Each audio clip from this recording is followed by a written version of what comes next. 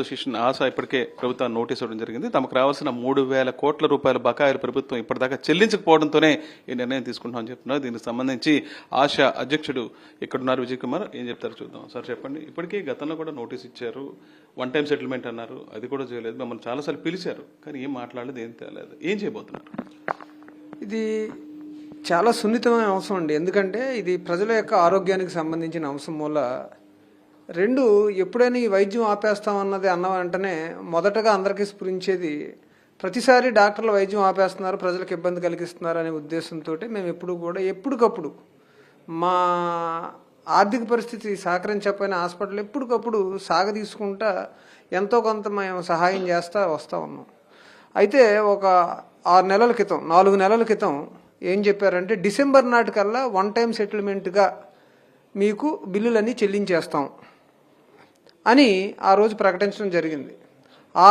ఆనాటికి మాకు 2,500 కోట్ల రూపాయలు ఇంచుమించు మాకు బకాయిలు ఉన్నాయి. ఆ రోజు ఎన్టీఆర్ వైద్య శాఖకు సంబంధించి బకాయిలు ఉన్నాయి. దీన్ని పలుసార్లు ఆనరబుల్ హెల్త్ మినిస్టర్ గారు కూడా ప్రెస్కి మీడియా ముఖంగా చెప్పడం జరిగింది. చాలాసార్లు వన్ టైం సెటిల్మెంట్ ద్వారా చెల్లించేస్తున్నామని కూడా చెప్పడం జరిగింది. డిసెంబర్ అయిపోయింది, జనవరి అయిపోయింది, ఫిబ్రవరి అయిపోయింది, మార్చి అయిపోతుంది. ఇప్పటి వరకు కూడా మా బకాయిలు ఎటువంటి పురోగతి లేదు. ఓటీఎస్కి ఎవరు ముందుకు రావట్లేదని, అందులోనూ మళ్ళీ ఓటీఎస్ చేస్తామన్నప్పుడు మళ్ళీ అందులో కూడా మాకు రావాల్సిన బిల్లులపై ఎంతో కొంత కోత విధించడానికి సిద్ధపడ్డారు. దానికి కూడా మహాప్రభు ఎంతో కొంత బయటపడేయండి అని సిద్ధపడినప్పటికీ కూడా అది జరగల. ఇలాంటి పరిస్థితుల్లో మళ్ళీ కొత్తగా ఇప్పుడు ప్రతిరోజు మీలాగే మేము పేపర్లో చదువుతున్నాం యూనివర్సల్ హెల్త్ స్కీమ్ మొదలు పెట్టేస్తున్నామని. ఏ విధంగా యూనివర్సల్ హెల్త్ స్కీమ్ మొదలు పెట్టేస్తాం? పాత బకాయిలు మాకు చెల్లించలేదు, వీటిని ఎప్పుడు చెల్లిస్తారో తెలియదు. అసలు ఈ యూనివర్సల్ హెల్త్ స్కీమ్లో ఇదే రేట్లతో అందరికీ ఉచితంగా వైద్యం ఇదే రేట్లతో ఇదే ప్యాకేజీలతో అందించడం ఇంపాసిబుల్ అని చెప్తూ వస్తున్నాం. దాని మీద యాక్షన్ లేదు. కోర్టు వారు, హానరబుల్ హైకోర్టు వారు వీటి సంగతి ఏంటో చూడమని ఇచ్చిన డైరెక్షన్ మీద ఒక మీటింగ్ అంటూ కండక్ట్ చేయడం జరిగింది. దానికి మాకు మినిట్స్ ఆఫ్ మీటింగ్ ఇస్తా అన్నారు, ఇప్పుడు వరకు ఇవ్వలేదు.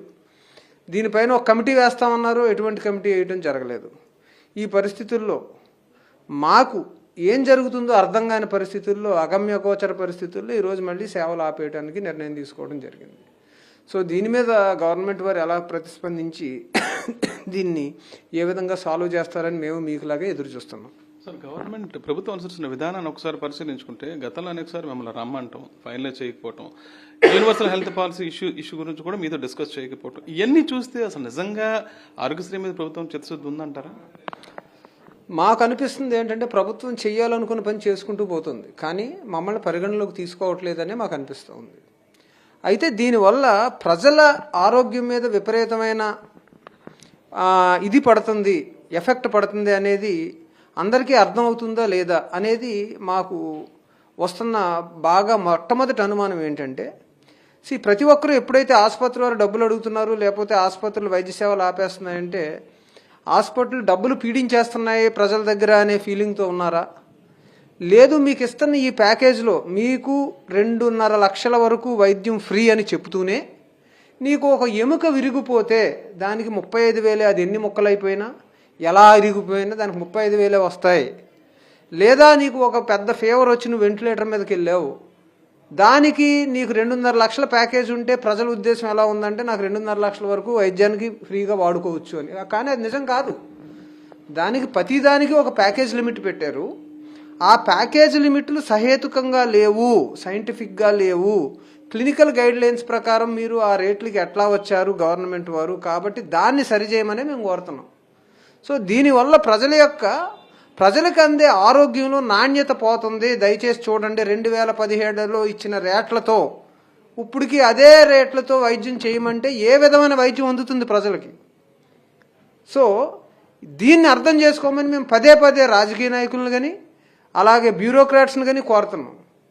ఈరోజు దురదృష్టం ఏంటంటే ఆఖరుకి మనం చేయించుకునే యాన్యువల్ హెల్త్ చెకప్ కూడా మన రాష్ట్రంలో చేయించుకోకుండా పెద్దవారు హైదరాబాద్లోనే చేయించుకునే పరిస్థితి ఉంది. ఎందుకు మన రాష్ట్రంలో అంటే రోజు రోజుకి ఆరోగ్య పరిస్థితి అంటే ఆరోగ్య నాణ్యత కుంటుపడిపోతుందా, పెరుగుతుందా? మరి ఎందుకు ఏ ప్రముఖులు కూడా ప్రతి చిన్నదానికి హైదరాబాద్ పరిగెత్తవలసి వస్తుంది? ఈరోజు నీ యాన్యువల్ హెల్త్ చెకప్ కూడా మనం ఈరోజు మన రాష్ట్రంలో చేయించుకునే పరిస్థితి ఎక్కడ కనపట్ల. సో సామాన్య ప్రజలకు మాత్రమే ఈ వైద్యమా? సో అది మా ప్రశ్న. ఇంకో ఇంపార్టెంట్ ఇష్యూ, ఆరోగ్యశ్రీ విషయంలో మీకైతే ఎన్టీఆర్ సేవ నుంచి ఇప్పటిదాకా బకాయిలు అయితే రిలీజ్ చేయలేదు. ప్రభుత్వం యూనివర్సల్ హెల్త్ పాలసీకి వెళ్ళినా సరే ప్రజలకు చికిత్స అందాల్సింది మీరే కదా. ఇప్పుడు మీతో విభేదించి మళ్ళీ మీతో ఎలా ఈ ప్రోగ్రామ్ ముందుకు తీసుకెళ్ళగలరు? మేము ఖచ్చితంగా కోర్టు వారికి చెప్పింది అదే. మాకు బకాయిలు చెల్లించకుండా మళ్ళీ ఈ రోజు ఇన్సూరెన్స్ వారిని తీసుకొచ్చి వారు మాకు తొందరగా పే చేసేస్తారు, ఇది మంచిది అని చెప్తున్నారు. మేము యూనివర్సల్ హెల్త్ స్కీమ్ ఇన్సూరెన్స్ వారు పే చేయడానికి మేము వ్యతిరేకం కాదు. కానీ మా బకాయిలు చెల్లించకుండా మీరు వారికి మందస్తుగా చెల్లింపులు ఎలా చేస్తున్నారు? యూనివర్సల్ హెల్త్ స్కీమ్ అనే పేరుతో వారికి ముందుగా అడ్వాన్స్ కడితేనే కానీ యూనివర్సల్ హెల్త్ స్కీమ్ రాదు. కాబట్టి ఈ ప్యాకేజీలు రేపు పొద్దున్న ఈ రోజు గవర్నమెంట్ చూసి చూడనట్టు ఊరుకున్నట్టు కుదరదు. రేపు ప్రైవేట్ హెల్త్ స్కీమ్ వస్తే ఆడు రూపాయి అంటే రూపాయి 30 ఇస్తాడు, రూపాయి కూడా ఎవరు వాళ్ళు ఏదో విధంగా దీంట్లో కట్ డౌన్ చేస్తా చూస్తారు. సో ఈ పరిస్థితుల్లో ఏ విధంగా మన ప్రజలకి నాణ్యమైన వైద్యం అందుతుంది? సో ఈ నాణ్యమైన వైద్యం అందించడానికి సరైన కమిటీ వేయండి, ఆ కమిటీలో మమ్మల్ని పెట్టండి. మేము వైద్యం అందించబోయేది మేము.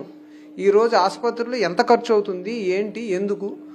ఇప్పుడు అందరికీ ఉచితంగా వైద్యం ఇవ్వాలి, లేదా అందరికీ మనం ఈ 2.5 లక్షలు ఈ ఫిక్స్డ్ ప్యాకేజీల్లో ఇవ్వాలి అంటే దాని ఆసుపత్రిలో నాణ్యత ఏ విధంగా పెరుగుతుంది? మీరు ఎక్స్ప్లెయిన్ చేయండి. పోనీ మాకు అర్థం కావట్లేదని మీరు అనుకుంటుంటే దయచేసి మీరు మాకు ఏ విధంగా ఒక ఆసుపత్రులని పరిగణలోకి తీసుకుని ఒక 100 పడకల ఆసుపత్రులు ఈ ప్యాకేజీలతో 80% మందికి వైద్యం ఎలాగ అందించగలమో చెప్పమని అడుగుతున్నాం. రైట్. ప్రధానంగా 2 అంశాలు అయితే స్పష్టం చేస్తున్నారు. ఒకటి, 3,000 కోట్ల రూపాయల బకాయిలు అవి చెల్లిస్తే తప్ప ఆసుపత్రులు నిర్వహించే పరిస్థితి కూడా లేదనే విషయాన్ని ఆశ స్పష్టం చేస్తుంది. మరో ప్రధానమైన అంశం రేట్లు. 2017 రేట్లతోనే ఇప్పటికే వైద్యం అందిస్తున్నాం. ఇది ఎంతవరకు సాధ్యమైన విషయాన్ని ప్రభుత్వం వివరించాలంటున్నారు. ముఖ్యంగా నాణ్యమైన వైద్య సేవలు అందించాలంటే ఖచ్చితంగా ప్రభుత్వం వీటినన్నింటినీ పరిగణలోకి తీసుకోవాలన్న విషయాన్ని అయితే ఆశా ప్రతినిధులు స్పష్టం చేస్తున్నారు.